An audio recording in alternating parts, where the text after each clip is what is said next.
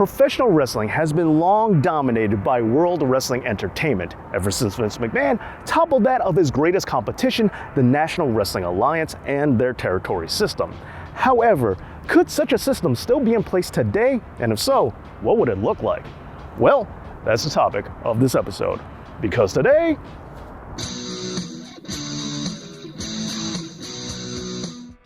thank you to Cool Ass Jack and Inigo Montoya and all of my other Patreon supporters for all the help during these times. To paraphrase Vince McMahon, wrestling used to be divided into 30 or so little fiefdoms, and if it wasn't for him, there might still be 30 of them.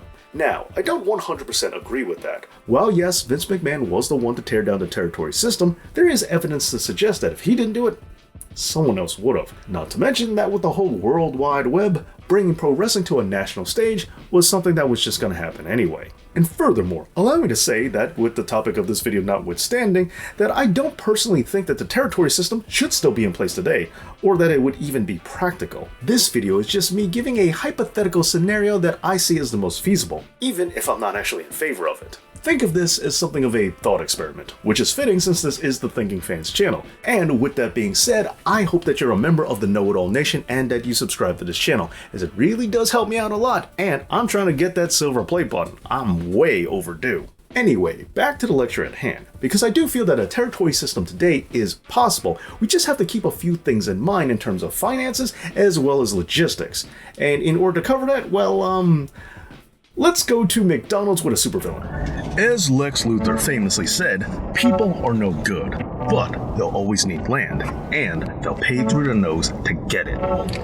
As we all learned from the movie, the founder, as well as, real life, Ray Kroc managed to steal control of the McDonald's empire away from the McDonald's brothers by controlling the land on which McDonald's restaurants were built upon. Now, what does all this have to do with pro wrestling? Well, it's actually quite simple to treat professional wrestling in the same way that Mickey D's treats hamburgers.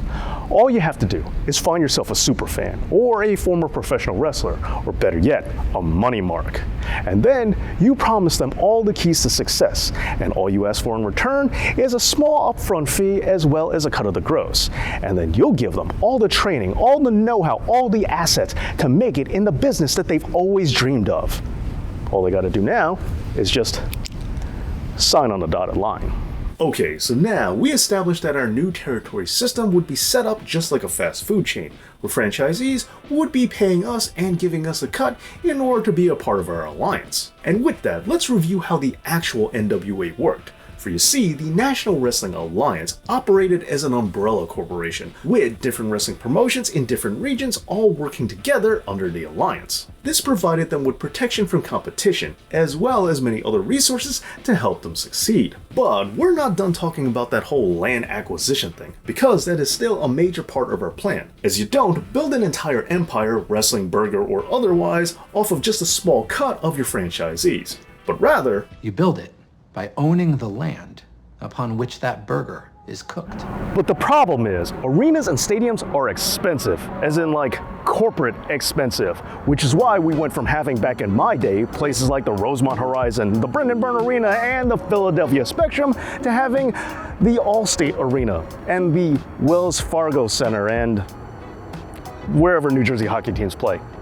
And that's the problem with business. It takes money to make money. And at this point, it seems like all the real big capital gains is really only sitting in one direction. And this causes a major issue for us, because in order for our plan to work, we really need to dominate. If we're not the biggest, the best, and the baddest, well, there's no reason for people to sign up with us, instead of signing up with someone else, or even trying it on their own, which is what happened to the actual territory system. But fortunately, this is a roadblock we can easily overcome, and we're going to achieve this by not attacking WWE head on. Instead, we're going to lower our eyes to a much lower prize: the independents. Our Wrestling Territory Alliance is only going to focus on indie wrestling, taking a look at all of the independent promotions that WWE just can't be bothered with. Sure, we might be a big fish in a small pond this way, but it does at least achieve our goals. And now we have a situation where very small promotions in very small venues in very small towns can all work together under one big umbrella company. No, this isn't going to take out WWE, but Well, it was never supposed to. This is just a scenario where we finally have another National Wrestling Alliance. Now look, I get that this might not be a fully satisfying answer for everyone, as I'm sure there's some who are looking for a major conglomerate, one that's capable of taking down the WWE and scoring some sweet revenge. However, as I said earlier in the video, I don't think that's really practical. But if I did have to strategize a scenario where that could happen, well, alright, so if we're going to hit WWE right in the proverbial pocket, we're really going to have to generate some capital. And in order to do that, well, let's once again think like McDonald's. And I know, professional wrestling and the Golden Arches are not the same thing, especially considering that with a few exceptions like WCCW, most people don't build an arena just to host a professional wrestling shows. So, how can you possibly control the land in which wrestling takes place if nobody really owns the land to begin with? Well, we can still do it, but for that, we need to take a trip to the box office. Back in the day, if you wanted to buy tickets to see a show, you would have to go to the venue that the show was playing at before the show even started, wait in line, buy tickets, if there were any by the time you got to the front, and then go home, wait for the night of the show, and then come back. That is, until Ticketmaster changed everything. For you see, Ticketmaster made it possible to order tickets over the phone, and eventually through the whole information superhighway thing. But relax, fanboy, because it wasn't all that it was cracked up to be.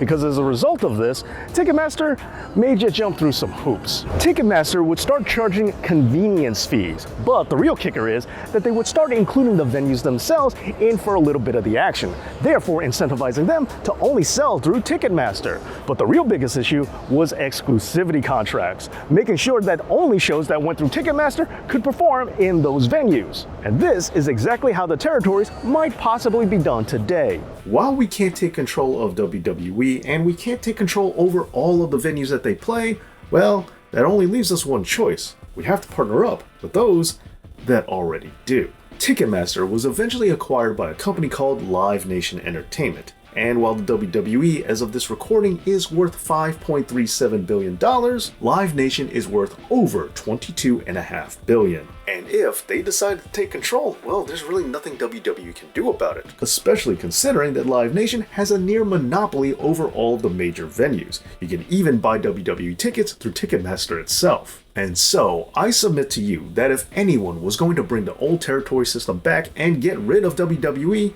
well, the company to do so would be Live Nation Entertainment. Well, there you go, and I know this is an oversimplified scenario, and there are a few details that still need to be ironed out. But as I said, I don't think this is really practical. It's just a hypothetical on how we could bring the territory system back. But how do you think we could do it? Let me know down in the comments, and please make sure that you're a member of the Know-It-All Nation. And if you'd like to support this channel even further, go ahead and sign up over on my Patreon page. Thank you so much to everyone watching, and as always, Dave knows.